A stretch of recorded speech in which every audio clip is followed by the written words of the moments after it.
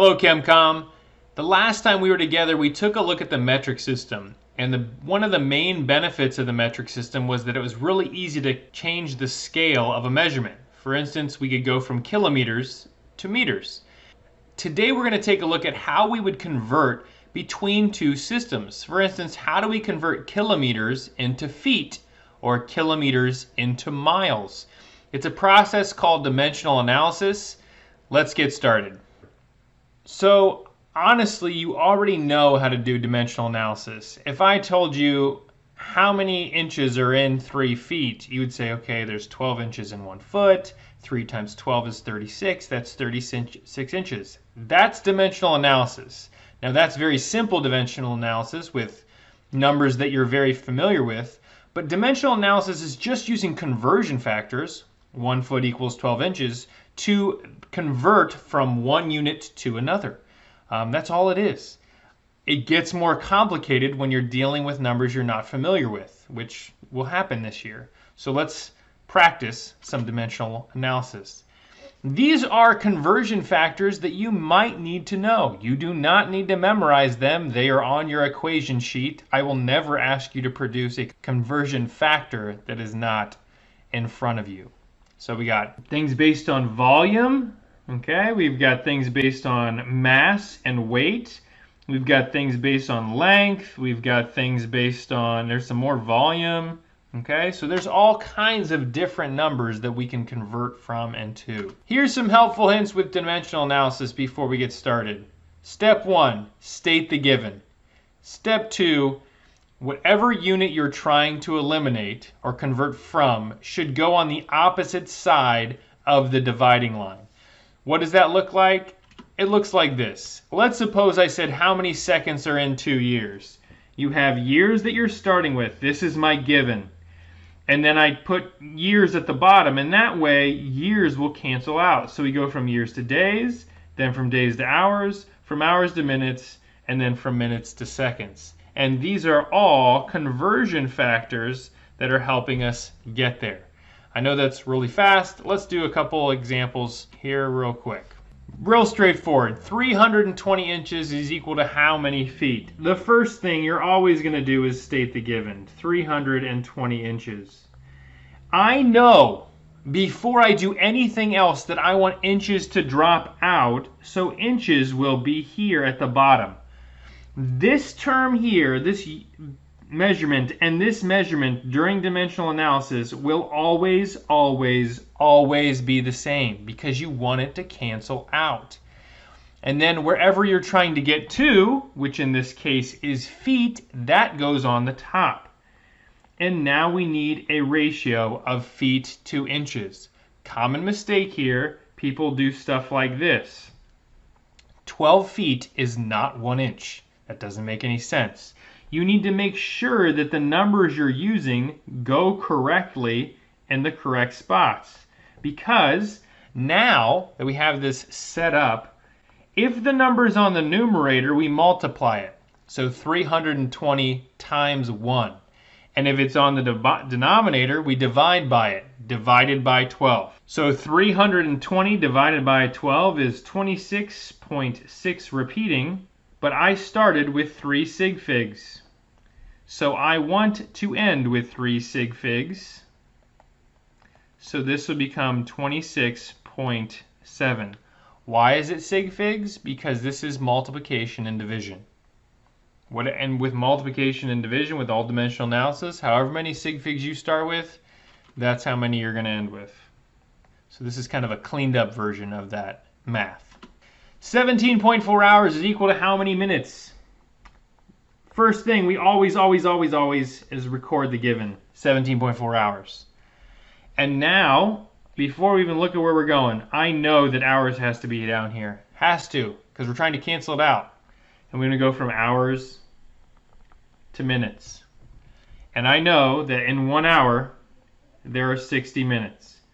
So in this case, the way you would type that into your calculator is 17.4 times 60 divided by 1.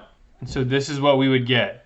And just to be clear, you don't really need to put divided by 1 into the calculator because anything multiplied or divided by 1 is the same. So this is what we get as our answer, but this has 3 sig figs, so our answer needs 3 sig figs. This is going from inches to miles. Now, your first inclination here is, well, I don't have a conversion factor to go from inches to miles. This is one of those problems where you'll have to go step by step. So, same thing, we are going to write down our given. We're going to include the units, because that's what helps us know what numbers we need. So inches is going to go down here. So I can't go directly to miles. So the question should be, where can I go? And I would say the most logical choice would be feet. And then we'd add a second conversion factor because we want feet to go away, and then we can go from feet to miles. The reason we can see this is because if you go back to your conversion sheet, or your equation sheet, you can see that we have a conversion of 1 mile equals 5,280 feet, and you know that there are 12 inches in a foot. So now we're back here, and we can see that 1 foot equals 12 inches, and that 1 mile equals 5,280 feet. The way we would type this in, 1.48 million divided by 12 divided by 5,280. And you should get 23.4, which is 3 sig figs, just like our answer we started with. Another thing we can do, which is less common in this class, but it's good practice, is to take something with a combined unit and convert it. Number 4 here is miles per hour. The way we would write that given is 35 miles per 1 hour. Because that's what miles per hour is. It's telling you how many miles you can travel in 1 hour. And it wants us to get to feet per second. So there's 2 units here we have to deal with. And the key is just deal with them one at a time. So for instance, if I go from miles to feet first, and I know that 1 mile is 5,280 feet, that'll get me to feet per hour. That's what, if I would do this math, I'd get to feet per hour. The next thing I need to do is get from hours to seconds. But notice, hours is here on the bottom. So to get it to cancel out, I need to put hours on the top and then seconds on the bottom. And 1 hour equals 3,600 seconds. And this way the unit of hours drops out. You should always be thinking, where do I need to put this unit so that it will cancel with what's already there? If you're the kind of person, I'm telling you, I get people that come up to my desk and they have no units labeled and all this, and they're like, I don't know what to do. And I'm like, I don't either, because you didn't write the labels. The labels, the units are telling you, okay, this one needs to go here, this one needs to go there. And I'm telling you, I know where we're heading this year, and if you are kind of the person that wants to take shortcuts and not record the units on your numbers, it's going to cause you problems. Trust me. So the way we would solve this is take 35 times 5,280 divided by 3,600, and we'd get 51.3, and that would be feet per second. But this only has 2 sig figs. So we would round it to 51 feet per second. Let's do one more here together. We have 36.2 miles per gallon. 36.2 miles per gallon, per 1 gallon. So the first thing, and it wants us to go to kilometers per liter. So the first thing we want to do is get miles to cancel out and go from miles to kilometers. So now we're in kilometers per gallon. And then gallons down here at the bottom. So gallon's going to go up here at the top. And we're going to put liters down here at the bottom. So in this problem, if you take a look at your equation sheet, you do not have a conversion from gallons to liters. So let's do it a different way. What if we go from gallons to quarts? That is a conversion factor you have. And then you could add on another conversion factor, and I want quarts to cancel out, so quarts goes up here at the top, and I can go from quarts to liters. Now, based on what you have, you can go from 1 mile, which is 1.609 kilometers, and you can go from 1 gallon, which is 4 quarts, and you can go from 1.06 quarts, which is 1 liter. So if you were going to do the math here, you'd take 36.2 times 1.609 divided by 4 times 1.06. And the answer you would get is 15.435. Our given only has 3 sig figs, so that means our answer should only have 3 sig figs, and that would be kilometers per liter. So you can see, theoretically, these problems can get, I don't know if I'd call them complicated, but you can build a very long problem depending on the units you're converting to. You need to know how to do both kinds. It's good practice, but understand that most of what we're going to spend time on is not compound units. Another measurement that we'll use in this class quite a bit is temperature. Temperature is the average kinetic energy of the particles in that material. In other words, how fast are they moving? Hot things move, the particles move faster than cold things. There are 3 different temperature scales that you'll come across. Celsius is typically how we record temperatures in lab. Freezing point of water is 0 degrees Celsius. The boiling point is 100. Celsius came from the word centigrade or 100, and it's based on the freezing and boiling point of water. Here are the countries that do not use Celsius as their standard measure. USA.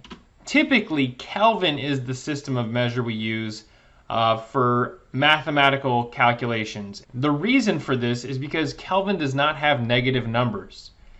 Absolute zero on the Kelvin scale is 0, and therefore everything is positive, which mathematically that's important sometimes. There are 2 lesser known or lesser familiar temperature scales. The one is very familiar to you because it's what we use here in the US. That's the Fahrenheit scale.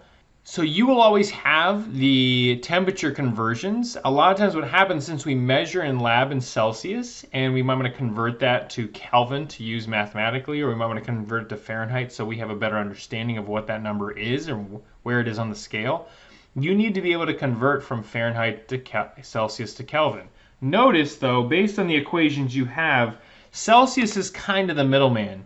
It's really hard to go from Fahrenheit to Kelvin. So typically, if I gave you a Fahrenheit and said go to Kelvin, it would have to become a 2-step process. If you look here, these are the equations you have on your equation sheet. You'll never be without them. You don't have to memorize these, but whatever you're solving for, if I'm looking for Fahrenheit, I'm going to use that equation. If I'm looking for Celsius, I could be, depending on where I'm coming from, I'd use these equations. And if I'm looking for Kelvin, this is the equation I would use. So let's do some examples here. The boiling point of liquid nitrogen is -196. What would be the Fahrenheit and the Kelvin? So if you look here, we've got Kelvin equals Celsius plus 273. So we would just put our Celsius right here, and we'd add 273, and we'd get 77 K. Notice we started with 3 sig figs, we ended with 2. It does not matter. Whole number is what you're going to record. And then to go to Fahrenheit, Fahrenheit is 1.8 times the Celsius temperature plus 32. So we take 1.8, we times by -196, we'd add 32, and we'd get -320 Fahrenheit. So as long as you can read the equation and plug the numbers in correctly, you should be good to go.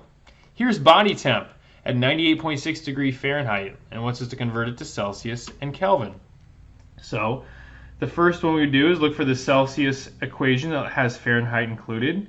We're going to put in our 98.6, subtract 32, divide by 1.8, and we get 37 degrees Celsius. We could then take that 37, put it into our Kelvin equation, and that would give us 310 Kelvin.